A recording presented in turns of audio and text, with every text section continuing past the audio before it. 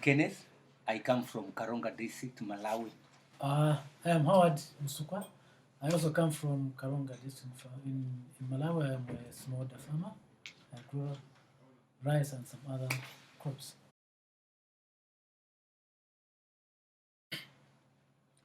Buying a bag of Kilombero rice makes a difference to me and my community in Malawi because of the way we use the money.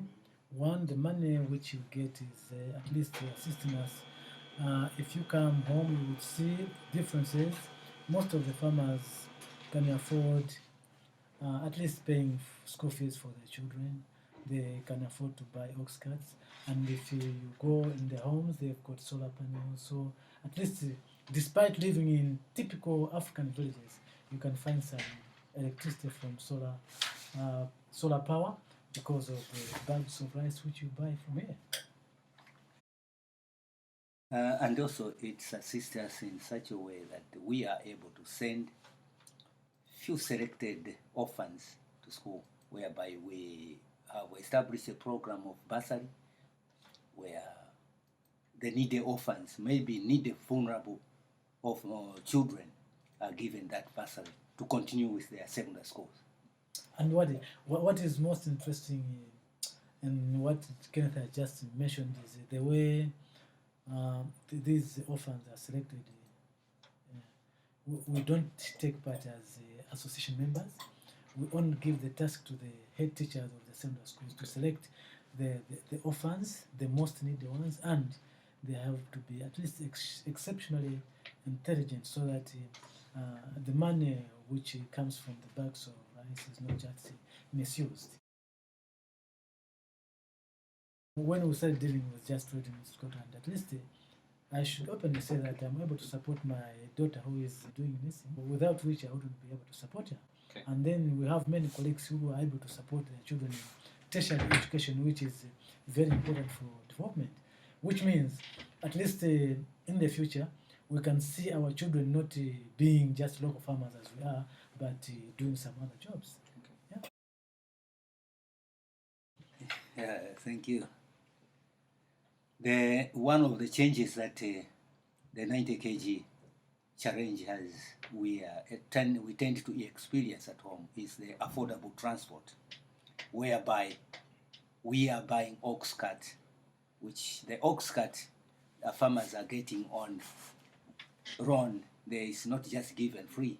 It's just we have established a revolving fund that which a farmer will get. Usually in the past, what was happening, we were just carrying on our head the rice at any size, whether you want to carry a 50 kg or whatever size you carry. But nowadays, with this, the introduction of this, at least farmers are relieved. They are able to use the ox cart from their field up to their homes, or else from homes up to the market where they can sell their produce. And the ox cart are not only assisting in the carrying of the produce, but there are also other activities which are happening within our communities. Some of them is the transportation of sick people from their homes up to the hospital, because we live from distant areas of almost 3 to 4 kilometers away.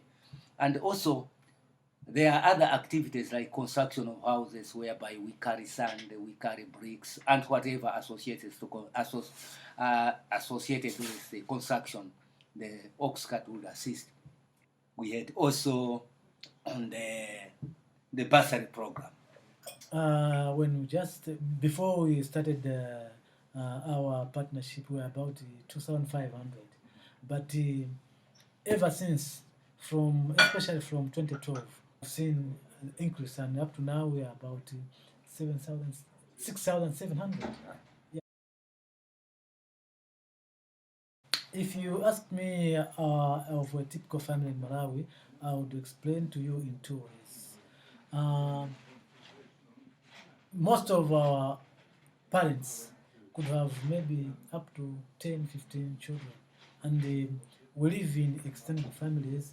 Like in our case, there are many who have only one wife, but still more. You find that they've got maybe 6, 7 children. Yeah. but it's changing.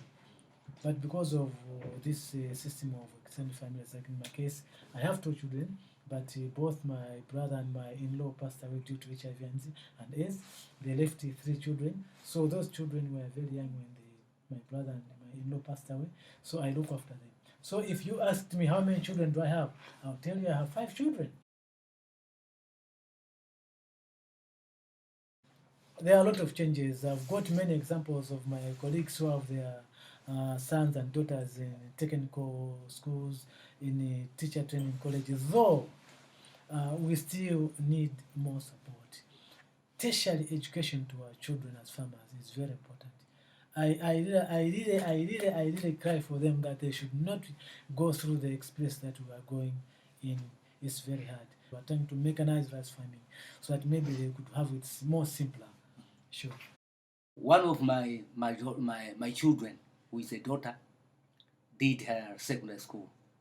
I thought because of money, I couldn't think of her taking her to somewhere else. But now, the way I've seen things are, I'm thinking of that to send him back. The child has to go back to school, whether attend any course, I'll find any means from the produce that I got. He has to go back. And not only that, the other two children, I'm still looking forward that they have to go further.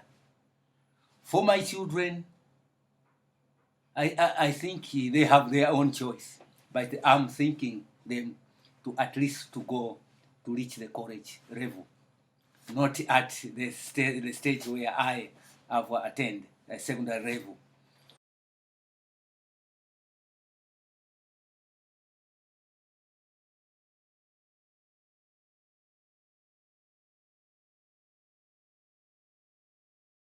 Mandela is inspiring me a lot. Overcoming poverty is not a task of charity. It is an act of justice. Like slavery and apartheid, poverty is not natural. So one is poverty is natural. We were taking poverty as natural.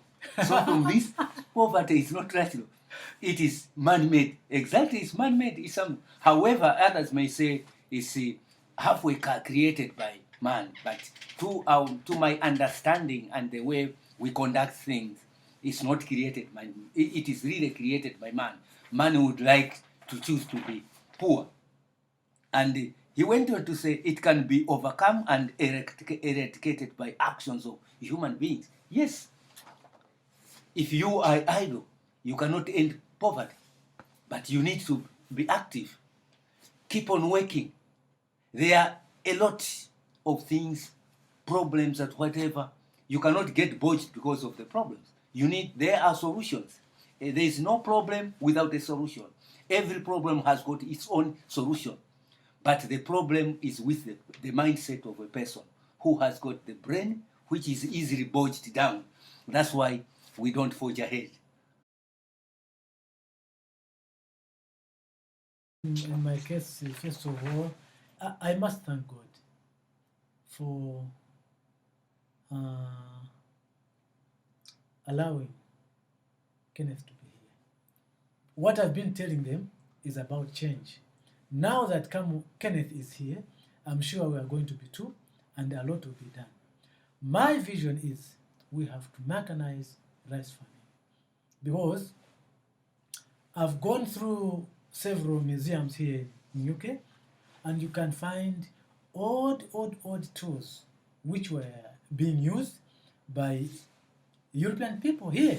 So if they could change from such tools which we are still using today to where we are today, why can't we change? We have to fight for change. And that one we can do. It's not impossible. We can mechanize the change through the support that we get from here. And then, as soon as we mechanize the rice farming, I'm very sure most of our children, even after going to secondary schools or colleges, they would come back and work in the villages, because there would be mechanical facilities, because they are just running away from using bicycles and all these local things. If you have vehicles, machines in the villages, these children would like to come back and work and use the machines. So that is one of my vision. To meet the cost of change, we have to do quite a lot because it requires commitment, quite a lot of commitment, quite a lot of devotion, thinking ahead, not just thinking about what you do today. Quite a lot of planning and personal volunteerism. We have to do so much on volunteerism. In fact, JTS is already a market for us. What we need is to work hard at home and then sustain it, and then we should see it grow. Because I know JTS is, though a charity, but if you are doing business, you also expect returns, and you cannot expect returns from very little products. This year, we've got a contract with farmers where we're supposed to buy 2,000 metric tons of paddy rice, and the output is 67%. So we shall have 67% of 2,000, which will be milled. And if you are getting only 50 metric tons, the rest will be what CASFA have produced for the local market. Thank you for the hard work you have been doing to sell our rice, and we request you to do even more than that. The more you sell the rice, the more you support JTS, the more you support us. And we promise all the people who have never tasted the Kilombero that please try it. And the day you try it, you fall in love with it and you never leave it. And the school children, you're just too lovely. You've been persuading your parents to buy our rice. That's so lovely for us. It's been a great deal of job you have done for us. I thank you for that. The 90 kilo challenge would have been nothing without you. Thank you for all of you for completing the 90 kilo challenge. It's been good work of you. Thank you very much.